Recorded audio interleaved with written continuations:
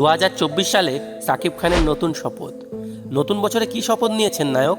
চলুন এই ভিডিওর মাধ্যমে সেটা বিস্তারিতভাবে জেনে নেওয়া যাক। নতুন বছর এলে অনেকেরই নানা ধরনের পণ করা অভ্যাস থাকে। গোটা বছরটা কে কীভাবে কাটাবে সেটারই একটা ভাবনা ভেবে নেন অনেকে। কেউ চান খারাপ অভ্যাসগুলো ত্যাগ করতে, আবার কারো ইচ্ছা থাকে নতুন কিছু ভালো অভ্যাস তৈরি করতে।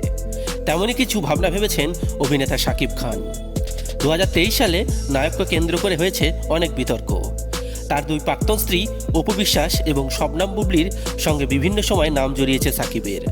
2023 সালেই বড় ছেলেকে নিয়ে আমেরিকা গিয়েছিলেন নায়ক। তখনও হয়েছিল বিপুল সমালোচনা।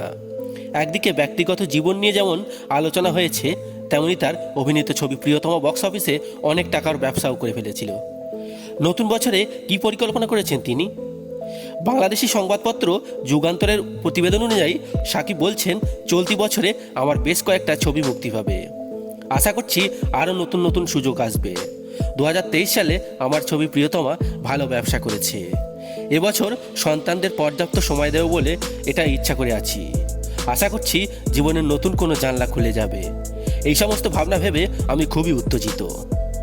গত বছরেই শোনা গিয়েছিল প্রথম স্ত্রী অপুর সঙ্গে নতুন করে সম্পর্ক তৈরি করতে লেগেছেন নায়ক সাকিব খান। কিন্তু এ প্রসঙ্গে যখন তাকে প্রশ্ন করা হয় তখন তিনি কিছুই উত্তর দেননি।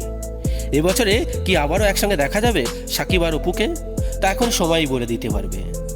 যাই হোক বন্ধুরা, আপনারা কারা এই অভিনেতা সাকিব খানের ফ্যান এবং তার প্রথম অভিনীত ছবির নাম যদি জেনে থাকেন তাহলে অবশ্যই কমেন্ট বক্সে কমেন্ট করে জানাবেন। এবং এরকম দরকারি এন্টারটেনমেন্ট নিউজ সবার আগে পাওয়ার জন্য আমাদের চ্যানেলটা সাবস্ক্রাইব করে আমাদের সঙ্গে যুক্ত থাকবেন। ধন্যবাদ।